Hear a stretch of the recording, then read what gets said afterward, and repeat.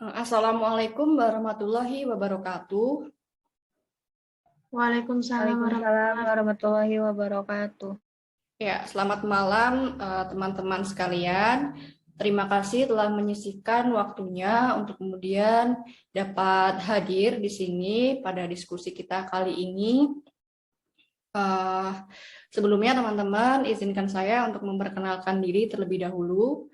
Nama saya Cendikia Brilianvi Sekartaji, yang juga mungkin teman-teman sudah akrab semua ya. Nomor induk mahasiswa saya 19.24361. Saya dari kelas P, mata kuliah Negara Hukum dan Demokrasi. Pada malam hari ini teman-teman, saya akan mengangkat sebuah kajian dengan topik yang cukup koheren ya dengan berita-berita yang saat ini sedang mencuat di permukaan. Topik yang akan saya angkat itu adalah topik demokrasi dan keadilan. Next slide.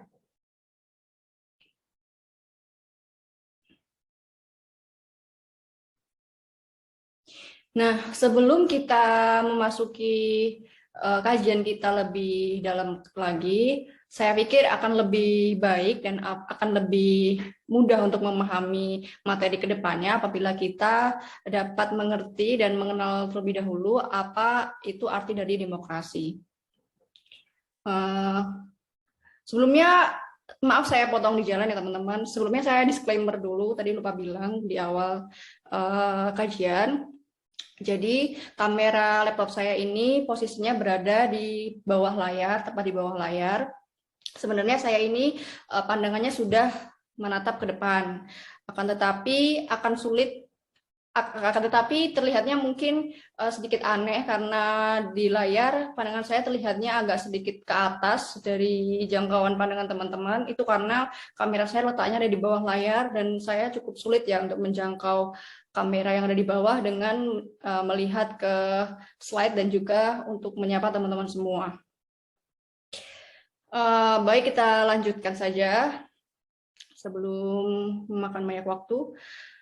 Saya ingin kita semua berdiskusi secara aktif, maka dari itu sebelum kita memasuki kajian kita lebih dalam, langkah lebih baik apabila kita mengerti apa itu arti kata demokrasi. Nah, di sini kan teman-teman juga merupakan partisipan dari kelas mata kuliah Negara Demokrasi Hukum nih. Saya ingin bertanya sama teman-teman, kira-kira teman-teman ada nggak gagasan tentang apa itu arti kata demokrasi? Mungkin dari Mbak Lara Duta.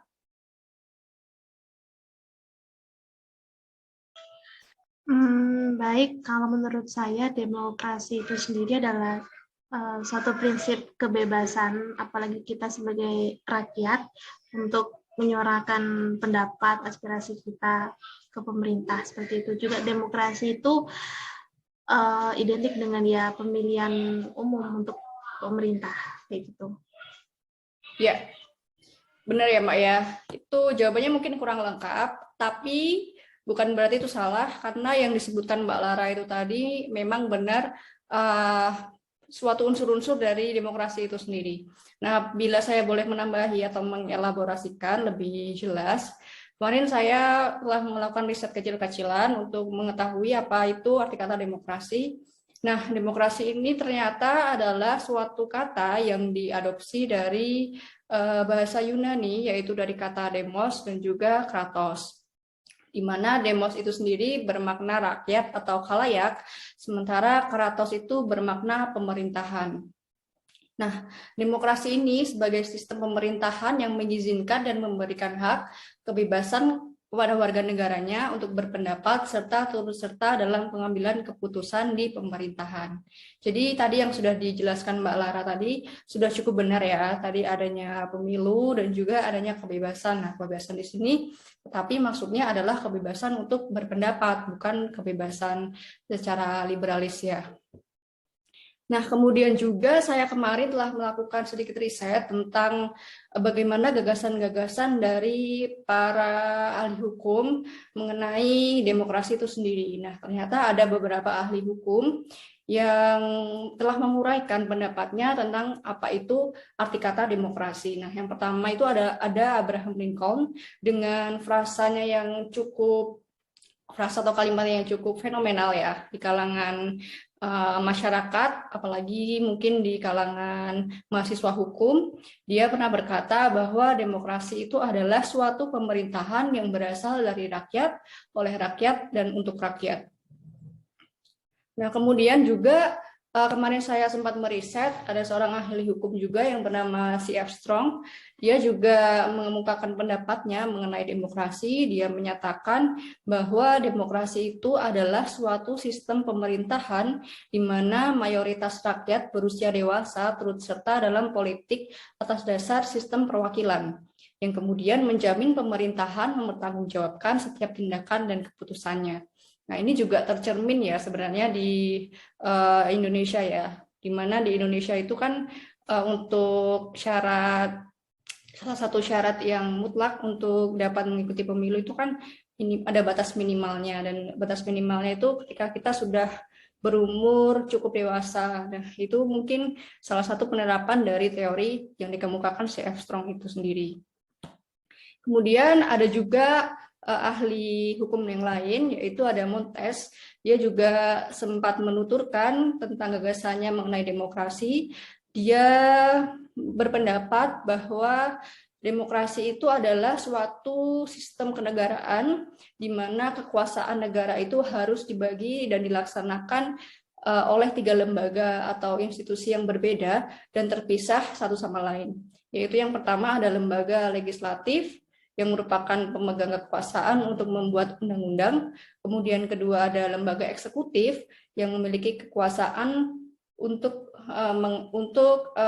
menjalankan pemerintahan ya sebagai eksekutor pemerintahan. Kemudian yang ketiga ada lembaga yudikatif yang memegang kekuasaan untuk mengadili dan melaksanakan undang-undang, dan masing-masing institusi tersebut berdiri secara independen tanpa dipengaruhi oleh institusi lainnya.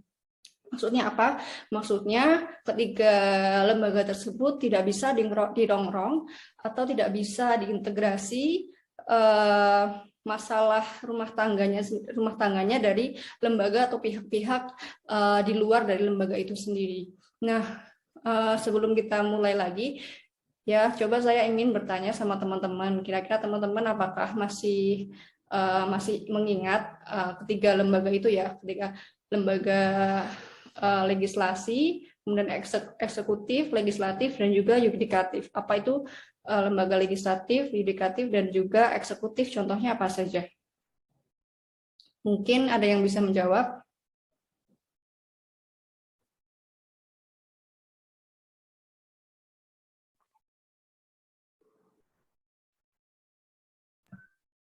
Contoh dari lembaga eksekutif, yudikatif, dan juga eksekutif. Contohnya.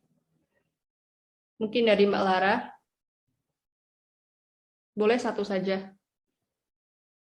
Ini sebenarnya materi dulu ya di sekolah ya, udah diberikan, sempat diberikan ya. Kalau dari aku mungkin contoh legislatif satu ya, Jen. Oke. Itu ya Ini DPD. aja buat panas saja supaya kita diskusi aktif ya. DPD, DPR gitu. Terus MPR, ya enggak sih? Ya benar. Cuman MPR sekarang udah kayak ini ya. Mbak Berti ingin menambahkan untuk contoh lembaga yang lainnya. Mungkin contoh lembaga eksekutif itu kayak presiden gitu nggak sih, wakil presiden. Ya benar sekali Mbak. Sebelumnya saya ingin menyapa Mbak Suci Salsabila yang baru bergabung ya. Mbak Suci, tadi saya baru saja menyampaikan mengenai tiga lembaga pilar yang ada di Indonesia. Itu ada lembaga legislatif, kemudian ada lembaga eksekutif, dan juga lembaga yudikatif. Nah, kedua partisipan atau rekan kita Mbak Berti dan juga Mbak Lara telah memberikan contoh mengenai lembaga legislatif dan juga lembaga eksekutif. Nah, kira-kira Mbak Suci ada ide atau gagasan mengenai apa itu lembaga yudikatif? Contohnya? Lembaga yudikatif misalnya kayak Komisi Yudisial, kayak gitu, Mahkamah Konstitusi.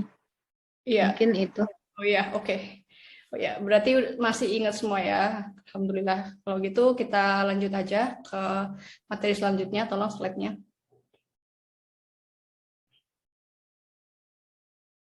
Nah, setelah kita membahas mengenai, sebentar coba saya cek dulu. Tadi, nggak ke-mute ya. Ingin memastikan kalau nggak ke-mute mic-nya. Nah, teman-teman, setelah kita tadi membahas mengenai apa itu arti kata demokrasi dan telah berkenalan tipis-tipis mengenai apa itu demokrasi, saya rasa kita cukup cukup bersedia ya, cukup bersedia untuk melanjutkan materi selanjutnya, yaitu dengan subbab sejarah demokrasi. Nah, sejarah demokrasi itu pemikiran tentang negara hukum. Jadi sejarah demokrasi itu berkorelasi dengan negara hukum ya, karena salah satu unsur yang ada dalam sistem demokrasi itu adanya sistem hukum. Sekarang kita akan memulai dari sistem hukum terlebih dahulu. Nah, pemikiran tentang adanya negara hukum itu sendiri telah muncul jauh sebelum terjadinya revolusi pada tahun 1968 di Inggris, di mana latar belakang timbulnya pemikiran negara hukum itu merupakan reaksi terhadap kesewenang-wenangan di masa lampau. Oleh sebab itu, unsur-unsur negara hukum mempunyai hubungan yang sangat erat dengan sejarah dan perkembangan masyarakat dari suatu bangsa. Cita-cita negara hukum itu untuk pertama kalinya dikemukakan oleh seorang ahli hukum yang sangat terkenal ya, filsuf. Mungkin dia filsuf ya, nggak cuma ahli hukum tapi juga ahli filsafat, Plato, dan kemudian ada ahli hukum lain yang mempertegas pemikiran dari Plato itu, yaitu adalah Aristoteles. Nah, bagi Aristoteles sendiri, negara yang ideal bagi beliau adalah negara di mana yang memerintah negara tersebut bukanlah hukum. Manusia perlu dididik menjadi warga negara yang baik, yang akhirnya menjelmakan manusia menjadi bersikap adil. Apabila keadaan semacam itu telah terwujud, maka terciptalah suatu negara dengan sistem demokrasi. Karena tujuan negara adalah kesempurnaan warganya yang berdasarkan keadilan. Dalam perkembangannya, terdapat korelasi yang jelas antara negara hukum yang tertumpu pada konstitusi dengan kedaulatan rakyat yang dijalankan melalui sistem demokrasi. Jadi jelas ya di sini, sistem demokrasi itu bukan sistem di mana suatu negara itu hanya bertumpu atau mendewakan sistem hukumnya, tetapi juga ikut melibatkan partisipasi dari warga negaranya dan juga lebih mementingkan kepentingan dari warga negaranya dibandingkan dari hukum itu sendiri, dari eksistensi hukum sendiri.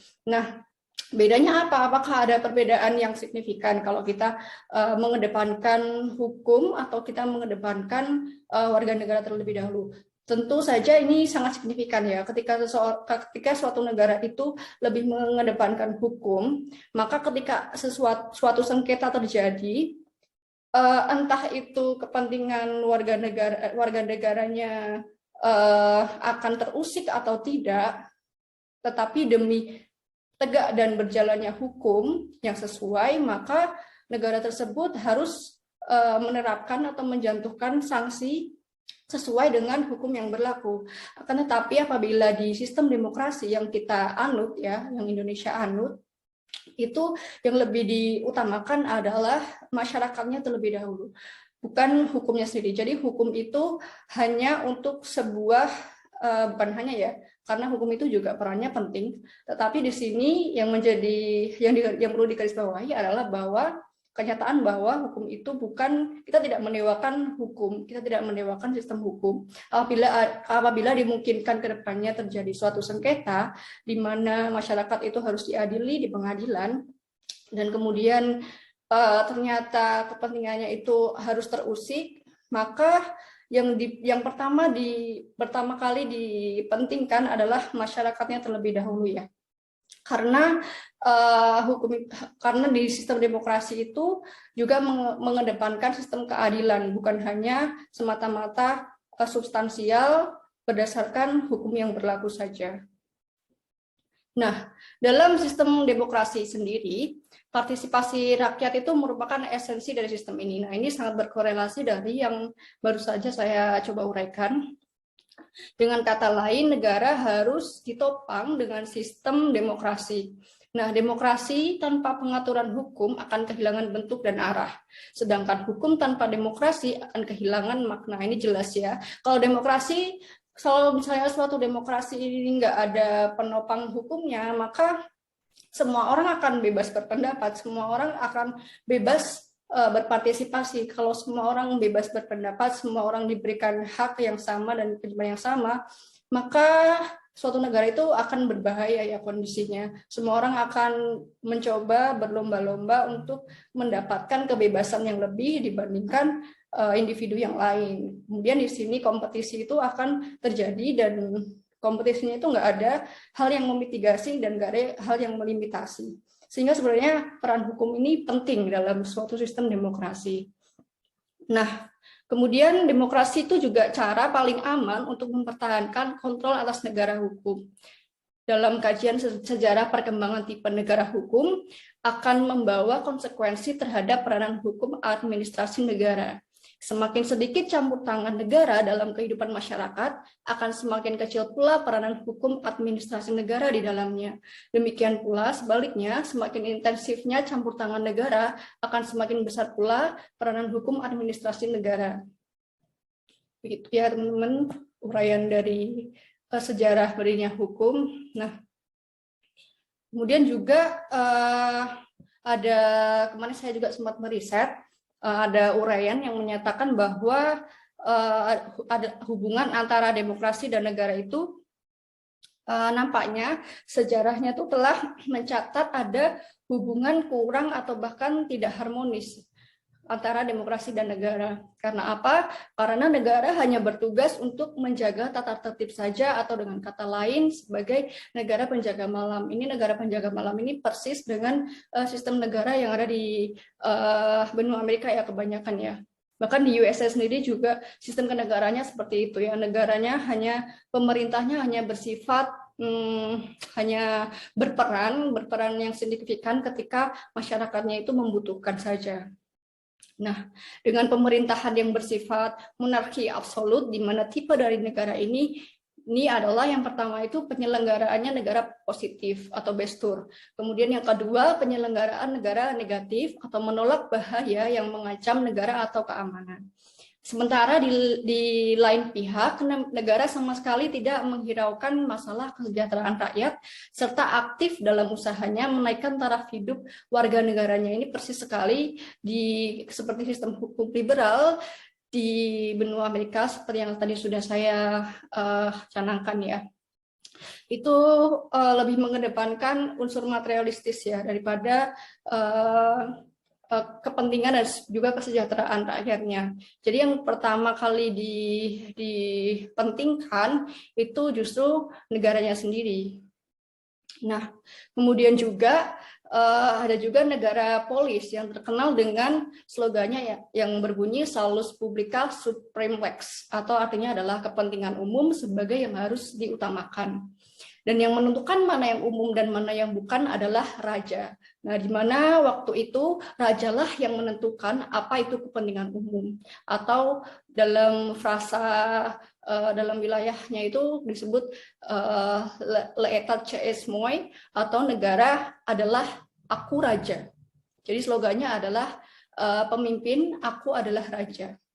Jadi bukan ditentukan oleh yang berkepentingan sendiri, yaitu orang banyak atau rakyat, tetapi ditentukan oleh satu orang yang memiliki kekuasaan absolut, yaitu raja. Nah, kebebasan mengeluarkan pendapat, apalagi mengkritik raja, menjadi tabu bagi rakyat Prancis pada waktu itu ya. Praktik kenegaraan dan juga pemikiran kenegaraan baik di Eropa maupun di Inggris dapatlah dikatakan bahwa kekuasaan absolut raja-raja semuanya bersandar pada tipe negara polisi. seluruh penyelenggaraan kehidupan bernegara berada di tangan raja atau setidak-tidaknya diselenggarakan dengan bantuan lembaga bantuan di bawahnya atas perintah raja. Dan apabila penyelenggaraan kemakmuran dilaksanakan oleh negara, maka tentulah akan menimbulkan keresahan karena rakyat merasa dirugikan dan juga merasa tidak adil ya, karena kekuasaan yang dimiliki oleh negara dan juga pemerintahnya, terutama rajanya ini ya, skalanya dan juga rasionya terlalu besar dibandingkan dengan hak-hak yang diperoleh oleh masyarakatnya. Nah, keresahan ini timbul karena tidak diikutsertakannya dalam pelaksanaan kehidupan bernegara sesuai dengan keinginan rakyat. Oleh karena rakyat tidak mempunyai hak terhadap raja dan segala sesuatunya ditentukan oleh raja, maka waktu itu belum dikenal hukum administrasi negara, yang ada cabang ilmu pengetahuan tentang bagaimana caranya raja harus memerintah agar supaya rakyat menjadi makmur, yang disebut Bestuurskunde atau Bestuursleer.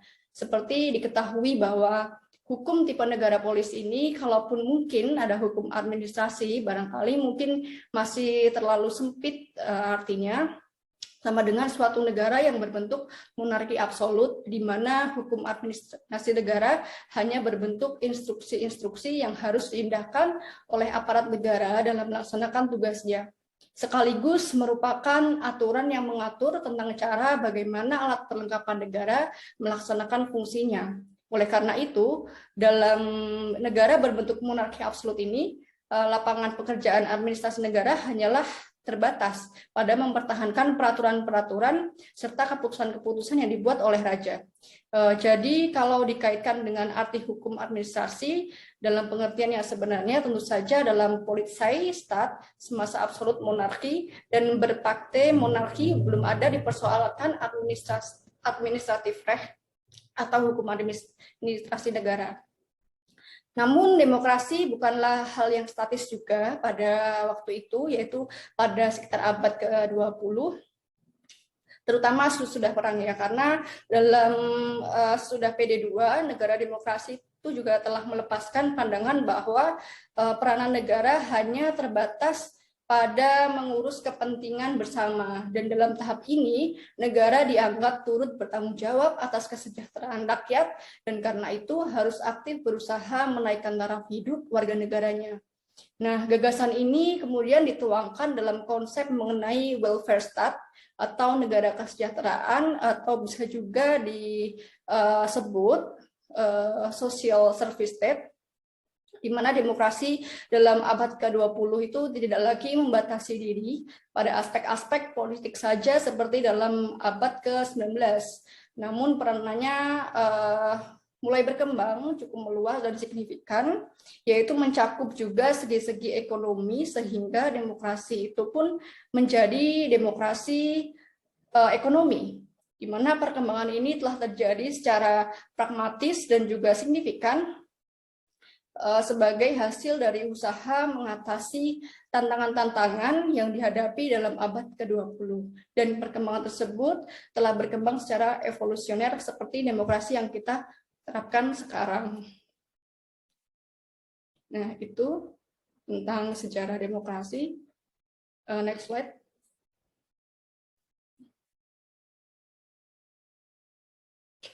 Baik, kita lanjutkan ya. Maaf tadi Google Zoom-nya sempat mati. Sekarang kita masuk ke ciri-ciri demokrasi, yaitu demokrasi itu dilakukan agar kebutuhan masyarakat umum dapat terpenuhi. Nah, pengambilan kebijakan negara demokrasi tergantung pada keinginan dan aspirasi rakyat secara umum.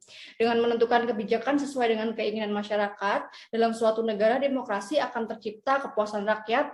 Sebuah negara sendiri dikatakan telah menerapkan sistem demokrasi jika telah memenuhi beberapa ciri, yaitu yang pertama, memiliki perwakilan rakyat. Nah, di sini maksudnya adalah Indonesia memiliki lembaga legislatif bernama DPR yang telah dipilih melalui pemilihan umum, sehingga urusan negara, kekuasaan, dan kedaulatan rakyat kemudian diwakilkan melalui anggota DPR ini. Nah, kemudian poin yang kedua adalah keputusan berlandaskan aspirasi dan kepentingan warga negara. Nah, di sini maksudnya adalah seluruh keputusan yang ditetapkan oleh pemerintah berlandaskan kepada aspirasi dan kepentingan warga negaranya, dan bukan semata-mata kepentingan pribadi atau kelompok belaka. Hal ini sekaligus mencegah praktek korupsi yang merajalela. Kemudian yang ketiga adalah menerapkan ciri konstitusional, di mana hal ini berkaitan dengan kehendak, kepentingan, atau kekuasaan rakyat, di mana hal tersebut juga tercantum dalam penetapan hukum atau undang-undang. Hukum yang tercipta pun harus ditetapkan dengan seadil-adilnya. Kemudian yang keempat adalah menyelenggarakan pemilu. Pesta rakyat harus digelar secara berkala hingga kemudian terpilih perwakilan atau pemimpin untuk menjalankan roda pemerintahan. Kemudian yang terakhir adalah terdapat sistem kepartaian. Nah, ini maksudnya gimana? Maksudnya adalah partai adalah sarana atau media untuk melaksanakan sistem demokrasi. Dengan adanya partai, rakyat juga dapat dipilih sebagai wakil rakyat yang berfungsi menjadi penerus aspirasi. Nah, kemudian kita ke karakter demokrasi ya. Karakter demokrasi. Nah, seperti yang telah saya uraikan sebelumnya teman-teman, bahwa demokrasi itu berasal dari kata demos dan kratos yang berarti rakyat sebagai pemegang kedaulatan. Nah, ada beberapa pendapat para filsuf mengenai ciri-ciri tertentu tentang demokrasi. Nah, menurut Henry B. Mayo, konstitusi itu memiliki 6 ciri, yaitu yang pertama menyelesaikan perselisihan dengan damai dan secara melembaga. Kemudian yang kedua adalah menjamin terselenggaranya perubahan secara damai dalam suatu masyarakat yang sedang berubah. Dan kemudian yang ketiga menyelenggarakan pergantian pemimpin secara teratur. Kemudian poin yang keempat membatasi pemakaian kekerasan sampai minimum. Kemudian yang kelima mengakui serta menganggap wajar adanya keanekaragaman. Dan yang terakhir menjamin tegaknya keadilan. Kemudian ada juga menurut pendapat Robert Dahl, ciri konstitusi, yang itu yang pertama adalah pejabat yang dipilih, kemudian pemilihan yang bebas dan fair, kemudian yang ketiga adalah hak pilih yang mencakup semua, kemudian adanya hak untuk menjadi calon dalam suatu jabatan, kemudian kebebasan pengungkapan diri secara lisan ataupun tertulis, dan kemudian ada informasi alternatif yang konstruktif, dan juga kebebasan membentuk asosiasi. Nah, sekarang kita masuk ke apa itu arti kata keadilan. Nah, pengertian keadilan itu berasal atau diambil dari kata dasar adil ya. Di mana menurut KBBI, adil sendiri adalah tidak sewenang-wenang, tidak memihak, dan juga tidak berat sebelah. Adil terutama mengandung arti bahwa suatu keputusan dan tindakan didasarkan atas norma-norma yang objektif. Keadilan pada dasarnya adalah suatu konsep yang relatif, di mana setiap orang itu tidak sama. Konsep yang relatif itu orang itu tidak sama. Nah, adil menurut yang satu belum tentu adil bagi yang lainnya. Ketika seorang menegaskan bahwa ia melakukan suatu keadilan, hal itu tentunya harus relevan dengan ketertiban umum, di mana suatu skala keadilan itu diakui. Nah, skala keadilan sangat bervariasi ya dari satu tempat ke tempat yang lain. Karena setiap skala didefinisikan dan sepenuhnya ditentukan oleh masyarakat sesuai dengan ketertiban umum dari masyarakat tersebut. Di Indonesia sendiri, keadilan digambarkan dalam Pancasila sebagai dasar negara, yaitu keadilan sosial bagi seluruh rakyat Indonesia. Dalam sila kelima tersebut terkandung nilai-nilai yang merupakan tujuan dalam hidup bersama. Adapun keadilan tersebut didasari dengan dan dijiwai oleh hakikat keadilan kemanusiaan, yaitu keadilan dalam hubungannya manusia dengan dirinya sendiri, kemudian manusia dengan manusia yang lainnya, kemudian manusia dengan masyarakat, bangsa dan negara, serta hubungan manusia dengan Tuhannya. Di mana nilai-nilai keadilan tersebut haruslah merupakan suatu dasar yang harus diwujudkan dalam hidup bersama kenegaraan untuk mewujudkan tujuan negara, yaitu mewujudkan kesejahteraan seluruh warganya dan seluruh wilayahnya, mencerdaskan seluruh warganya, dan juga mensejahterakan bangsanya. Nah, kemudian teori keadilan ya. Teori keadilan menurut beberapa ahli filsuf. Yang pertama ada keadilan menurut Aristoteles. Nah, menurut Aristoteles ini dalam karyanya yang berjudul Etika Nikomacheia, kemarin saya sempat membaca dan mengulas sedikit. Di situ dia menjelaskan bahwasanya pemikiran-pemikirannya tentang keadilan. di mana bagi Aristoteles keutamaan yaitu ketaatan terhadap hukum atau hukum polis pada waktu itu, tertulis dan tidak tertulis, adalah suatu keadilan. Dengan kata lain, keadilan adalah keutamaan dan ini bersifat umum. Kemudian hal ini dikarenakan Aristoteles itu memahami keadilan dalam pengertiannya kesamaan. Dalam kesamaan numerik, setiap manusia disamakan dalam satu unit. Misalnya, semua orang sama di hadapan hukum. Nah, kemudian kesamaan proporsional adalah membersihkan kepada setiap orang apa yang menjadi haknya, sesuai kemampuan dan prestasinya. Nah, kemudian ada keadilan menurut John Rawls, di mana menurut John Rawls sendiri, keadilan adalah fairness atau justice as fairness. Nah, pendapat John Rawls ini berakar pada teori kontrak sosial Locke dan Rousseau, serta ajaran deontologi dari Immanuel Kant.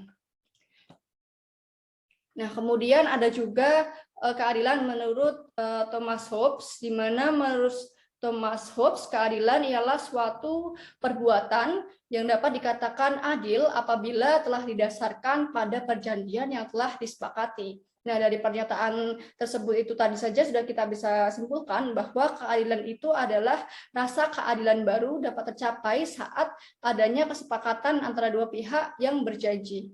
Nah, perjanjian di sini diartikan dalam wujud yang luas, tidak hanya sebatas perjanjian dua pihak yang sedang mengadakan kontrak bisnis, sewa menyewa, dan lain-lain, tetapi jauh lebih luas daripada itu. Perjanjian di sini juga merupakan perjanjian jatuhnya putusan antara hakim dan terdakwa, peraturan perundang-undangan yang tidak memihak pada satu pihak saja, tapi saling mengedepankan kepentingan kesejahteraan publik. Kemudian ada keadilan menurut Hans Kelsen. Keadilan adalah suatu tertib sosial tertentu yang di bawah lindungannya usaha untuk mencari kebenaran dan berkembang dan subur. Karena keadilan menurutnya adalah keadilan kemerdekaan, keadilan perdamaian, keadilan demokrasi, dan keadilan toleransi. Ya. Jadi keadilannya itu bukan hanya satu jenis saja, tetapi merangkup di berbagai macam ranah. Kemudian kita masuk ke demokrasi dan keadilan. Di sini apa sih korelasi antara demokrasi dan keahlian? Apa koherensinya? Nah, demokrasi itu adalah suatu sistem yang akan disusun untuk mewadahi heterogenitas, di mana para teorisasi konflik seperti Hugh Mayle, Oliver Ramsbotham, ya, seingat saya Oliver Ramsbotham, kemudian ada Tom Woodhouse, kemudian ada Louis Kosser, dan juga ahli-ahli yang lain sempat mengatakan bahwa konflik ini merupakan yang inheren kehidupan sosial politik dan mengekspresikan heterogenitas tersebut. Nah, konflik akan menjadi semakin rumit sejalan dengan tingkat kerumitan heterogenitas masyarakat. Salah satu titik perbedaan dalam masyarakat terletak pada keragaman ide, aliran pemikiran, dan ideologi, nilai dan kepercayaan, atau semua yang mungkin kita sebut sebagai produk akal manusia. Oleh karena sifat mayoritas merupakan salah satu aturan dalam demokrasi, maka pengaruh sebuah pemikiran ditentukan oleh kemampuan menjadi arus masyarakat. Itulah sisi lain daripada demokrasi. Nah, jadi kita bisa simpulkan ya di sini bahwa demokrasi ini sangat penting, ya, sifatnya sangat penting dan krusial, terutama bagi negara di Indonesia. Karena dari uraian-uraian yang sudah saya berikan tadi saja, banyak sekali peranan-peranan yang kemudian saya bawa, ya, di sini saya jelaskan bahwa demokrasi itu yang pertama dapat melimitasi kekuasaan para penguasa yang ada di suatu negara, terutama yang ada di Indonesia. Kemudian juga memberikan hak kebebasan berpendapat dan juga dapat menegakkan jalannya keadilan. Nah, untuk menutup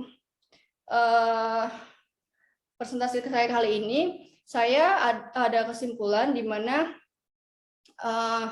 setidaknya ada 5 poin atau 5 substansi yang dapat kita ambil dari unsur-unsur ya dari demokrasi dan konstitusi itu sendiri. Yaitu yang pertama adanya akuntabilitas atau pertanggungjawaban para penyelenggara negara secara terbuka kepada rakyat. Kemudian yang kedua, tersedianya peluang rotasi pergantian kekuasaan secara teratur dan damai. Kemudian yang ketiga, adanya pola rekrutmen politik yang terbuka dan dapat diikuti oleh semua warga yang memenuhi syarat. Kemudian yang keempat adalah adanya pemilu bebas yang teratur seperti yang sudah saya sampaikan tadi. Kemudian yang terakhir adalah adanya jaminan bagi warga negara untuk menikmati hak-hak dasarnya seperti hak menyatakan pendapat atau freedom of expression. Nah, kira-kira itu ya rangkuman dari bagaimana negara itu ketika memiliki sistem demokrasi. Nah, kira-kira itu saja yang bisa saya sampaikan. Sekarang saya buka diskusi tanya jawab apabila ada yang ingin ditanyakan. Boleh langsung ditanyakan. Baik, saya ingin bertanya, Iya, boleh Mbak Lara. apakah sistem demokrasi itu sifatnya krusial? Sangat krusial. Ya, sudah. Iya. Ya, itu pertanyaannya ya. Iya, Baik, terima akan kasih. coba saya jawab ya Mbak Lara. Jadi tadi sempat saya jelaskan ya bahwa demokrasi itu sangat krusial dan vital, terutama untuk negara di Indonesia. Sebenarnya demokrasi itu secara general, apakah demokrasi itu penting untuk semua negara? Saya rasa tidak juga, karena setiap negara tentunya memiliki latar belakang, aspek historis, dan juga aspek sosiologis yang berbeda-beda ya. Jadi tidak semua sistem itu akan cocok apabila diaplikasikan pada suatu sistem kenegaraan. Nah, sementara di Indonesia sendiri ternyata yang paling tepat digunakan adalah sistem demokrasi, dan itu tercermin ya sebenarnya pada negara kita ya. Walaupun pada realitasnya sebenarnya nggak terlalu efektif sekali, dimana kalau akhir-akhir ini kita juga sering tahu gimana keadilan itu nggak sepenuhnya ditegakkan ya. Kemarin juga ada kasus pelecehan seksual oleh seorang aparat kepolisian yang ternyata setelah saya ikuti kembali, oknum tersebut ternyata belum dicopot ya, atributnya atau jabatan sebagai seorang polisinya belum dicopot. Nah, tapi walaupun demikian, saya rasa demokrasi itu cukup berperan dengan baik dan berjalan dengan baik di negara kita, meskipun pelaksanaannya belum sempurna atau tidak seefektif sesuai dengan tujuan negara yang semula sudah dikodifikasikan dalam tujuan negara di undang-undang dan juga di ideologi negara kita, Pancasila. Begitu kira-kira Mbak Lara Duta, apakah ada pertanyaan lain atau counter lain yang ingin disampaikan? Cukup, Mbak Jenny, terima kasih. Oh, ya baiklah, kalau begitu, kalau sudah tidak ada pertanyaan lagi, saya akhiri saja. Terima kasih atas perhatiannya. Apabila ada kesalahan kata, itu semua datangnya dari saya. Apabila ada kebenaran, itu semua datangnya dari Allah Subhanahu Wa Taala. Terima kasih atas kehadirannya. Wassalamualaikum warahmatullahi wabarakatuh. Waalaikumsalam warahmatullahi wabarakatuh.